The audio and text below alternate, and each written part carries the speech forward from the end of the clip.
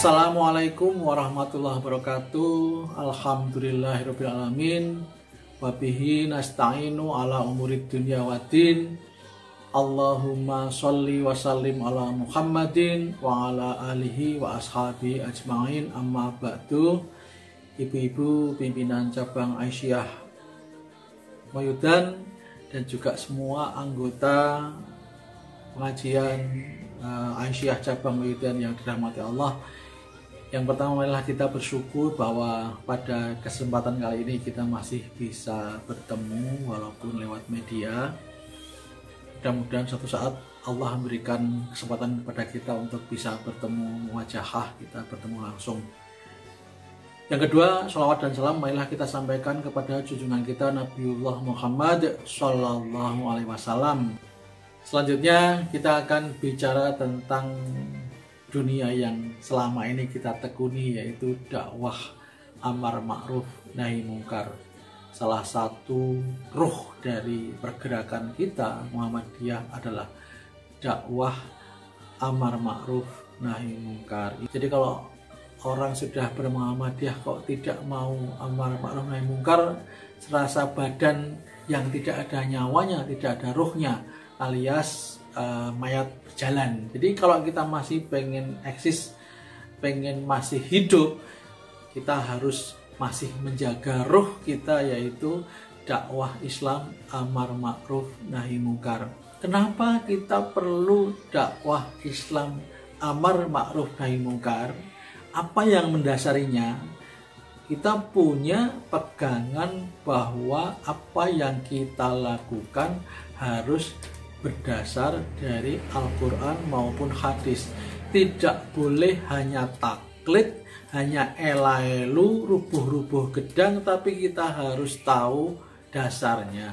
Saya akan menyampaikan 3 hal yang menjadi dasar kenapa kita harus melaksanakan di dunia ini dakwah Islam amar ma'ruf nahi mungkar. Yang pertama, mari kita lihat surat Ali Imran ayat 104. Kalau warga Muhammadiyah, warga Aisyah harusnya udah hafal ini. Sangat harus hafal. Kalau warga Muhammadiyah, warga Aisyah dan urtum-urtum tidak tahu ayat ini, kebangetan. Tapi mungkin kalau masih ada, monggo loh dibaca lagi, yaitu surat Ali Imran ayat 104. A'udzu billahi minasyaitonir rajim. Wal takum minkum ummatun yad'una ilal khairi wa ya'muruna bil ma'rufi wa yanhauna 'anil munkar wa ulaika humul muflihun. Shadaqallahul azim. Dan hendaklah ada di antara kamu sekalian sekelompok orang yang mengajak kepada kebaikan, memerintahkan kepada yang ma'ruf, mencegah dari yang mungkar. Dan mereka itulah orang-orang yang beruntung, orang-orang yang berbahagia. Jadi, yang pertama yang menjadi dasar kita adalah surat Ali Imran ayat 104. Karena apa orang harus melakukan dakwah amar ma'ruf nahi mungkar? Yaitu agar orang menjadi golongan yang betul-betul beruntung. Karena Allah menjanjikan wal akhiratu khairum wa abqa, dan akhirat itu jauh lebih baik dan jauh lebih abadi. Jadi mari kita meraih kebahagiaan di dunia ini, dan untuk endingnya nanti kebahagiaan kita yang panjang di akhirat, yaitu kita dengan melaksanakan dakwah Islam amar ma'ruf nahi mungkar. Inilah penyemangat yang pertama. Yang kedua, ibu-ibu sekalian, mari kita juga baca masih surat Ali Imran ayat 110.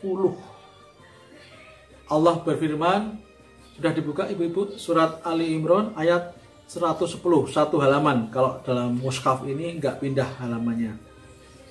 Dari ayat 104, 110 itu dekat sehingga tidak usah balik dari mushaf. A'udzu billahi minasyaitonir rajim. Bismillahirrahmanirrahim. Kuntum khaira ummatin ukhrijat linnas ta'muruna bil ma'rufi wa tanhauna 'anil munkari wa tu'minuna billah al-ayah, yang artinya kamu adalah umat yang terbaik yang dikeluarkan, yang diutus kepada manusia untuk mengajak, memerintahkan kepada yang ma'ruf, mencegah yang mungkar, dan untuk beriman kepada Allah. Ibu-ibu yang dirahmati Allah, di surat Ali Imran ayat 110 ini dijelaskan bahwa kita itu bisa menjadi umat yang terbaik kalau kita mau mengajak kebaikan pada orang lain, mau mencegah kemungkaran dan mengajak yang namanya keimanan. Jadi orang yang baik itu tidak baik sendiri, apik dipek dewe, tinggo dewe, tidak. Tapi orang yang terbaik itu adalah orang yang berbuat baik kemudian mengajak orang lain untuk berbuat baik. Orang yang terbaik itu orang yang menikmati kebaikan dan dia juga mengajak orang lain untuk menikmati kebaikan itu. Tidak dinikmati dewe, dipek dewe, dipangan dewe, tidak. Orang yang terbaik itu ketika kita punya kenikmatan dalam beribadah, kebaikan, kita mengajak orang lain. Ibu-ibu sudah menikmati yang namanya puasa sunnah, ajak orang lain untuk bisa juga menikmati ibadah puasa sunnah itu. Ibu-ibu sudah menikmati yang namanya sholat malam, ajak orang lain untuk bisa menikmati juga. Tentunya yang dengan cara yang bijaksana dan yang paling efektif yaitu dengan cara memberi contoh. Kak Seto, seorang psikolog, mengatakan bahwa memberi contoh 1 kali itu lebih efektif dari memberi nasihat 1000 kali. Apakah berarti kita tidak memberi nasihat? Tidak. Kita tetap memberi nasihat, tapi tentunya dengan diikuti contoh yang nyata. Kalau kita sering mengatakan bilhal, dakwah bilhal. Selama ini kan kita tahunya kan, mohon maaf, beberapa orang, tapi kalau ibu insya Allah tahu, ada yang tahu bahwa dakwah itu kan bilisan. Itu dengan cara ngomong seperti saat ini saya tuh dakwah bilisan nih, ngomong. Apakah tidak penting? Penting juga. Tapi juga akan lebih penting diikuti dengan dakwah bilhal, yaitu dengan cara kita memberikan contoh nyata. Kalau dalam Muhammadiyah ada namanya amal usaha. Itu adalah dalam rangka kita itu memberikan amalan yang nyata, contoh yang nyata. Sampai suatu saat pernah Dahlan memberikan pelajaran kepada murid-muridnya sampai pada surat Al-Ma'un. Kemudian diulang-ulang terus Al-Ma'un itu diulang-ulang, dijelaskan berkali-kali sampai ada muridnya yang bertanya, Pak Kiai, kok surat Al-Ma'un diulang-ulang terus? Kita kan sudah hafal, kita sudah tahu banget artinya, sudah paham maknanya. Kemudian Kiai Ahmad Dahlan mengatakan, tapi sudah mengamalkan atau belum?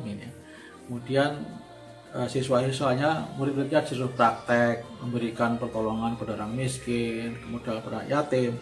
Artinya memang dakwah bilhal itu juga penting, bilisan penting, bilhal juga penting. Ini alasan yang kedua kenapa kita harus dakwah amar ma'ruf nahi mungkar. Ternyata agar kita menjadi umat yang terbaik. Kita bukan umat yang ecek-ecek, bukan umat yang ombyoan dalam bahasa pasaran itu, umat yang mohon maaf tidak ada nilainya. Tapi kita harus menjadi umat yang bernilai, kita menjadi umat yang terbaik ketika kita itu melaksanakan kebaikan, memberi contoh kebaikan, mengajak kebaikan, dan kita sering ada istilah yang namanya menggembirakan orang berbuat kebaikan. Yang ketiga, ibu-ibu sekalian yang dirahmati Allah, mari kita buka surat Luqman ayat 17. Surat Luqman ayat 17. Monggo dibuka. Kita baca bareng-bareng. A'udzubillahi minasyaitonirrajim. Bismillahirrahmanirrahim. Ya bunayya aqimis sholata wa'mur bil ma'rufi wanha 'anil munkari wasbir 'ala ma asabak. Inna dzalika min azmil umur. Shadaqallahul adzim.